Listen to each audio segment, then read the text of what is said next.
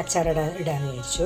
പിന്നെ ഒരു 3 മാങ്ങ ചെറുതാക്കി മുറിച്ച് പിന്നെ ഒന്ന് വെയിലത്ത് വെച്ച് വെള്ളം കളഞ്ഞ് പിന്നെ ഉപ്പിട്ട് ഒരു 2 മണിക്കൂർ വെച്ചതാണ് കേട്ടോ. അപ്പോൾ ഇതെങ്ങനെ ഉണ്ടാക്കാൻ നോക്കാം. ഞാൻ കുറച്ച് എണ്ണ ഒഴിച്ച് കൊടുക്കാം കേട്ടോ.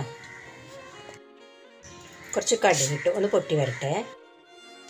മാങ്ങയിലേക്ക് ഞാൻ ഉലുവയും കായും കൂടെ പൊടിച്ചതാണ് കേട്ടോ. അച്ഛാ കടുക് പൊടിച്ചത് ഇട്ട് കൊടുത്ത് സ്വല്പം മഞ്ഞൾപ്പൊടി. അപ്പോൾ കടുക് പൊട്ടി വന്നു കേട്ടോ. അപ്പോൾ അതൊന്ന് ചൂടാറട്ടെ. കുറച്ച് കരിവേപ്പില ഇട്ട് കൊടുക്കുന്നുണ്ട്. 1.5 സ്പൂണ് മുളക് പൊടി. മുളക് പൊടി അധികം കരിഞ്ഞു പോകും ചെയ്യുകയാണെങ്കിൽ. അപ്പോൾ ആ ചൂട്ടോടെ തന്നെ നമുക്ക് ഇതിലേക്ക് ചേർത്ത് കൊടുക്കാം. ഒന്ന് മിക്സ് ചെയ്ത് കൊടുക്കാം കേട്ടോ. കുറച്ച് സുർക്കയിൽ ഒഴിക്കുന്നുണ്ട് കേട്ടോ.